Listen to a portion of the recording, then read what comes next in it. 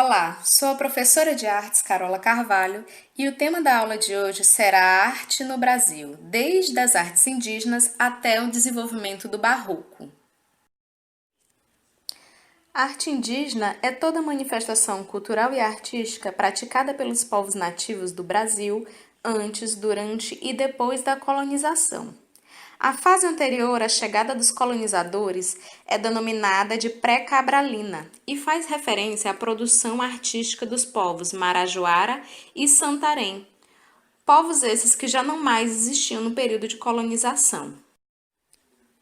As obras da fase Marajoara, que foram encontradas na ilha de Marajó, se caracterizam por pinturas bicromáticas e policromáticas, desenhos feitos em incisões ou relevos. Seu uso variava do cotidiano ao cerimonialístico. As cerâmicas da cultura Santarém, encontradas no Pará, possuem decoração bastante complexas, com pinturas, desenhos e relevos de homens e animais. Outro ornamento que chama a atenção nessas cerâmicas são os cariátides, figuras humanas que parecem sustentar a parte superior dos vasos. Após a chegada dos colonizadores, os indígenas foram classificados em dois grupos distintos. Os que viviam nas florestas e bosques foram chamados de silvícolas e os que viviam nos cerrados e savanas foram chamados de campineiras.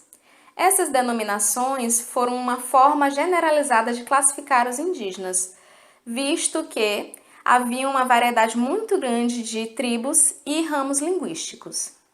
Estima-se que antes da colonização havia entre 1 e 10 milhões de indígenas no Brasil. Hoje esse número não passa de 500 mil. Além de habitarem tipos de vegetações diferentes e também por esse motivo, os silvícolas e campineiras possuíam uma estética diferente em sua arte. Os silvícolas produziam uma arte plumária bem mais variada e os campineiras se voltavam mais para a prática de trançados.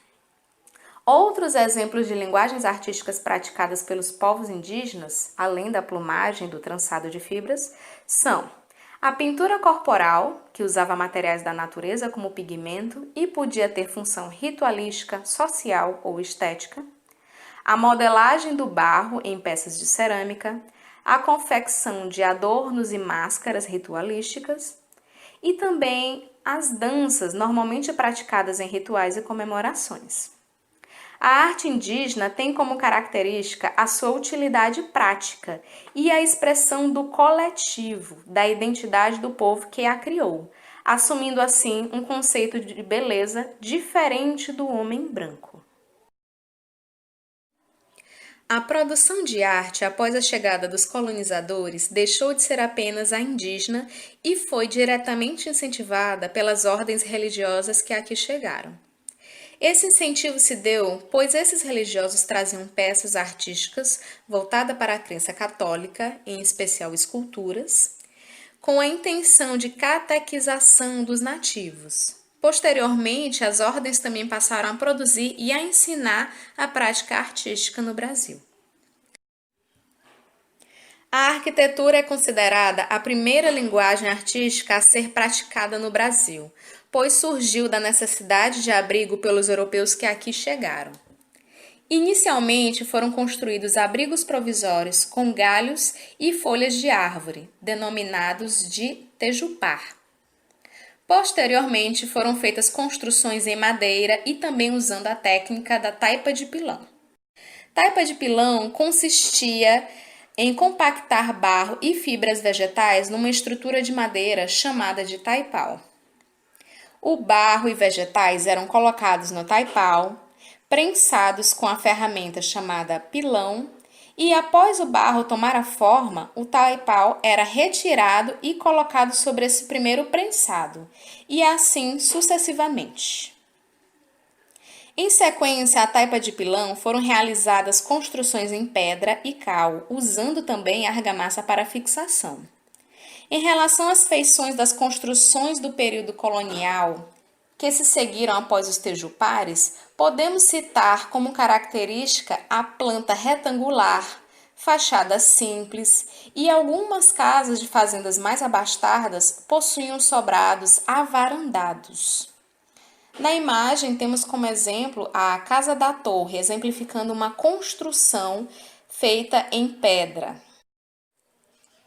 As pinturas da época colonial, assim como as esculturas, também foram inicialmente trazidas da Europa e só posteriormente foram realizadas aqui no Brasil por artistas que vieram para fazer estudos e documentação da história. As principais pinturas produzidas nas colônias ficaram classificadas em sagradas, pinturas de temática religiosa com objetivo de catequização, e profanas, pinturas da fauna, flora, paisagens, que serviam para documentar, registrar e informar como era o Brasil naquela época. Assim como a pintura, muitas esculturas foram trazidas para o Brasil pelas ordens religiosas, com o mesmo intuito de disseminar a cultura europeia e de catequizar. Temos aqui no slide a primeira imagem, a Nossa Senhora da Boa Esperança, que foi trazida por Pedro Álvares Cabral, e foi a primeira imagem a chegar ao Brasil. Ela possui todas as características do barroco português: dinâmica, movimento, exagero no drapeado dos tecidos, expressividade. Porém, esse estilo não foi colocado em prática tão rapidamente nas peças feitas na colônia. As primeiras peças a serem realmente criadas na colônia foram executadas pelos padres e freis que aqui estavam. Inicialmente eram simples, sem muito movimento ou expressividade, e feitas de barro ou pedra-sabão. Essa simplicidade se dá pelo pouco domínio das técnicas artísticas, mas, apesar da pouca técnica, essas peças possuem beleza e importância para o desenvolvimento artístico das esculturas no Brasil. Enquanto a Europa presenciava o neoclassicismo em suas artes, aqui no Brasil acontecia o florescimento do Barroco, no século XVIII. O Barroco se desenvolveu de forma diferente de região para região do Brasil, e isso se deu por causa das diferentes riquezas encontradas nessas regiões e também em relação à importância social e econômica de cada uma dessas regiões. Então, as principais manifestações do Barroco se deram em Pernambuco, Bahia, Rio de Janeiro, São Paulo e Minas. As duas imagens exemplificam o barroco baiano, que se aproxima bastante do barroco português, visto que a Bahia teve uma grande importância por ser a primeira capital e também por ser porto, né? Zona portuária, de escoamento de riquezas para Portugal. Então, observem que as imagens apresentam talhas em madeira e em pedra, talhas em pedra-sabão, muitos adornos, formas arredondadas e um exagero muito grande nessas formas e na decoração, que são característicos do barroco português. As imagens a seguir exemplificam regiões diferentes aonde o barroco também se estabeleceu, porém de uma forma levemente mais simplificada do que o barroco baiano.